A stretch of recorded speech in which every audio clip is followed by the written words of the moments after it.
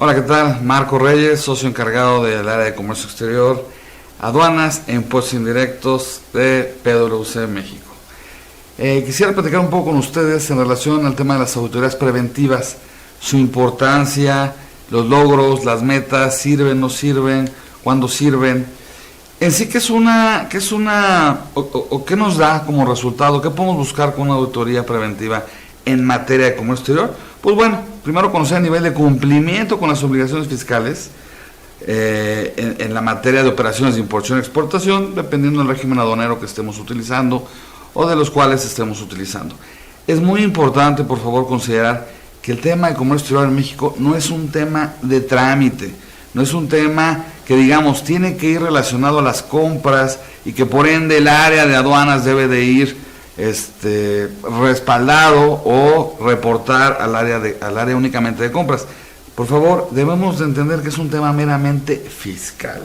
Ahorita vamos a platicar de algunos ejemplos, como el tema de la certificación en materia de IVA, que es un tema meramente fiscal, que en ocasiones lo dejamos a cargo de el área de comercio exterior, y bueno, si nos quitan o nos llegan a cancelar la certificación en materia de IVA, pues bueno, eso afecta desde luego el flujo financiero, el flujo de la empresa, pero también ya puede llegar a afectar el flujo de negocio de nuestra empresa. Entonces, bueno, vamos platicando un poco más de lo que es una auditoría preventiva. En una auditoría preventiva, ¿qué debemos de buscar? Riesgos, ¿sí? Y ahorros. ¿Con esto qué sigue? Pues bueno, implementar acciones correctivas para lo que ya hemos hecho mal o preventivas para lo que vemos que puede llegar a pasar. Es muy importante en ocasiones darle una revisada a las operaciones o al esquema de operación que tenemos en nuestra empresa, porque en ocasiones no es la más correcta o la más eficiente.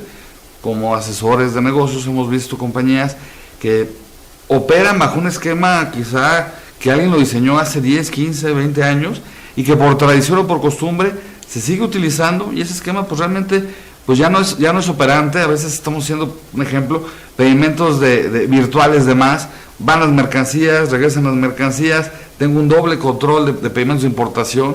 Entonces, ante la autoridad pareciera que estoy importando dos veces una misma cuestión que a veces estoy mandando a submaquilar. Es un ejemplo.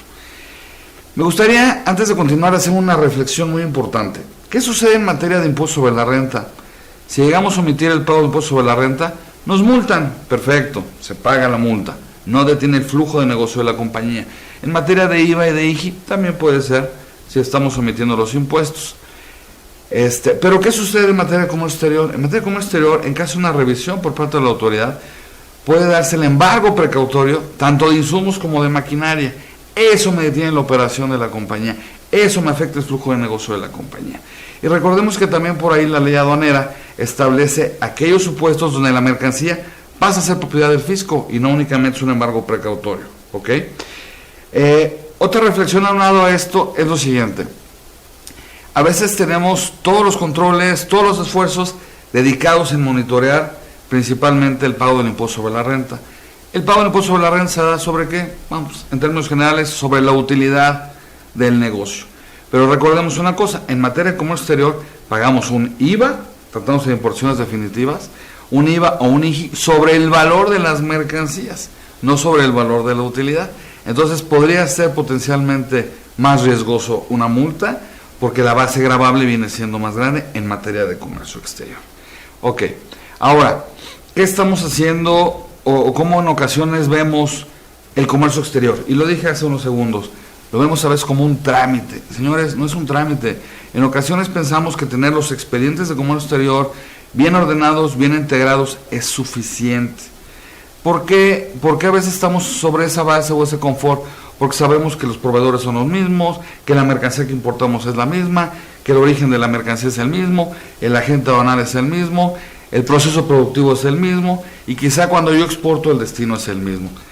Reitero, estamos viendo los documentos, que el expediente esté integrado, lo cual es un deber, así debe de ser, pero yo los invito a que vayamos un poco más allá.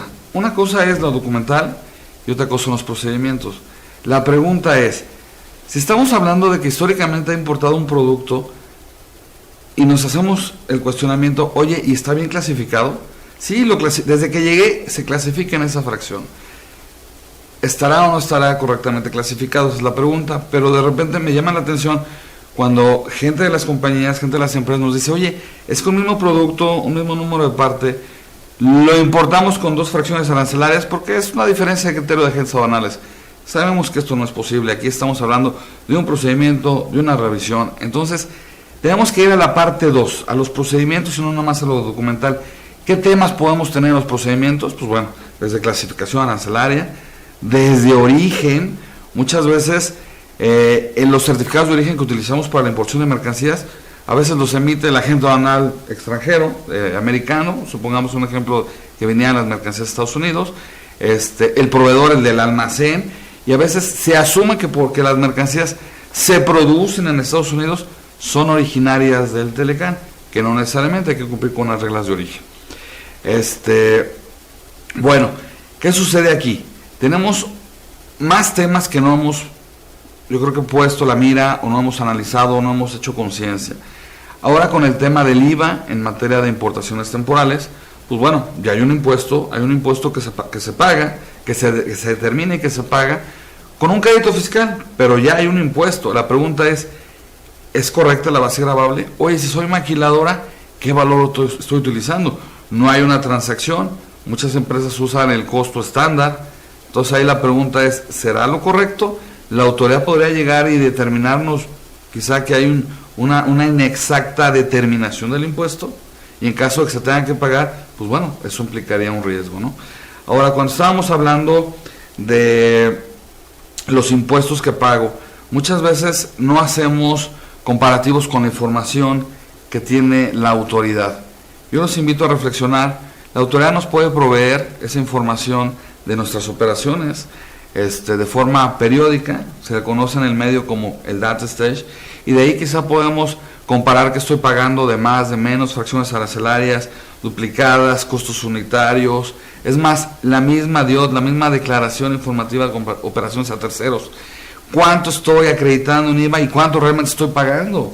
En ocasiones se han detectado que la compañía está acreditando montos menores a los que se han pagado en aduanas. Entonces, creo que tenemos oportunidades de comunicarnos entre áreas, reiteramos, comercio exterior es fiscal, comunicarnos entre áreas y ver qué áreas de oportunidad podemos estar, pues bueno, gozando de ellas, ¿no? Ok, ahora, otro tema a la exportación, que mucha gente dirá, pues ¿qué problema tenemos? Nada más presentamos pedimento, factura. Bueno, está el tema de los certificados de origen que emitimos.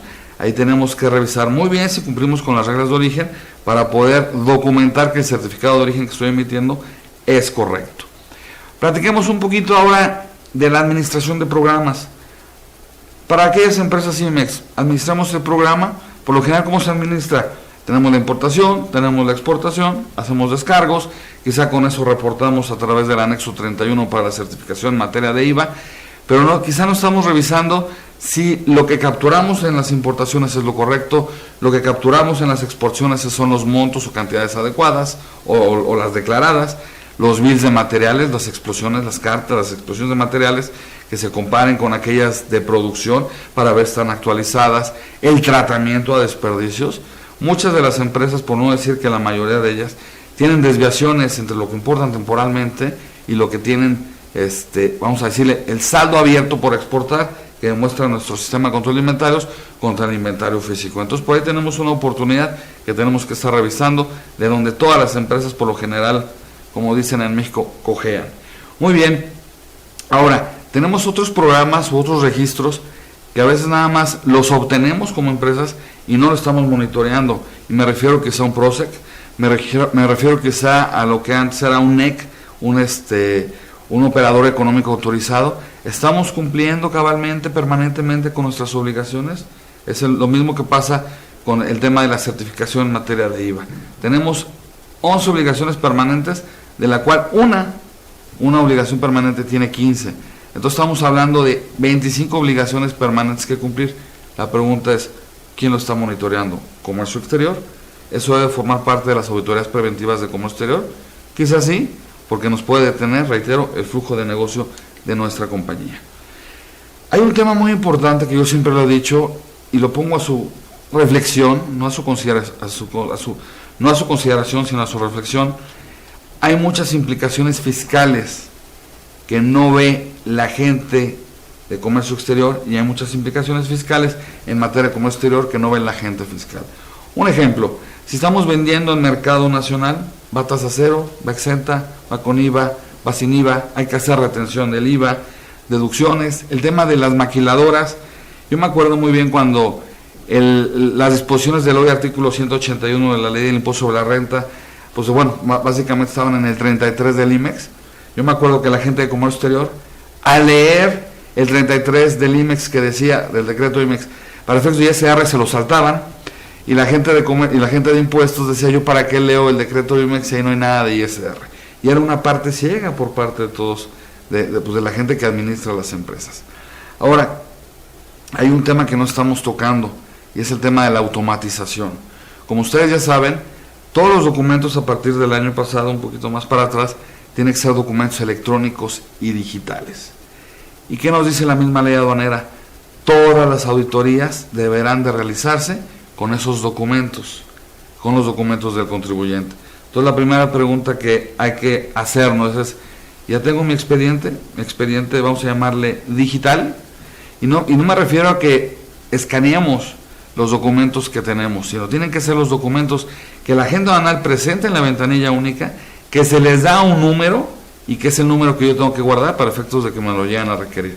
Y sobre todo ahora vamos a hablar del tema de la automatización y cómo pueden las herramientas tecnológicas apoyarnos en hacer más eficientes estos temas, para que en lugar de tener gente integrando expedientes, quizá tengamos gente analizando la información que esos mismos expedientes me generan. Entonces, nada más quiero concluir aquí con una reflexión. Una auditoría preventiva va más allá de identificar posibles áreas de riesgo, sino más bien es la posibilidad de encontrar oportunidades y de implementar mejores prácticas. Y aquí me refiero mucho a la automatización de procesos. Ya comentamos que la autoridad nos va a revisar con los documentos digitales o digitalizados, y llévense en mente, por favor, la última reflexión. Las auditorías del SAT son cada vez más inteligentes y más eficientes. Muchas gracias. Marco Reyes, socio de Comercio Exterior de PwC México. Hasta luego.